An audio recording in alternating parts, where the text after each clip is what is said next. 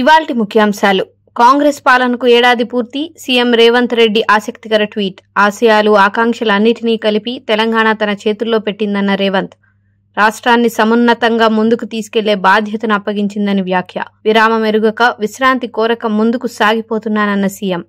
ఏపీలో mega parents teachers meeting. 45,094 ప్రభుత్వ aided పాఠశాలల్లో మెగా పేరెంట్ టీచర్ మీటింగ్. బాపట్లలో మెగా పేరెంట్స్ టీచర్స్ మీటింగ్ లో పాల్గొన్న CM Chandrababu. YS Viveka PA ఫిర్యాదు కేసు పోలీసుల విచారణ. వివేక పిఏ ఫిర్యాదుతో పలువురికి నోటీసులు. ఇవాళ 6గురిని విచారించిన పోలీసులు. రాష్ట్ర ప్రభుత్వం ఆదేశాలతో వివేక హత్య కేసు పునర్విచారణ.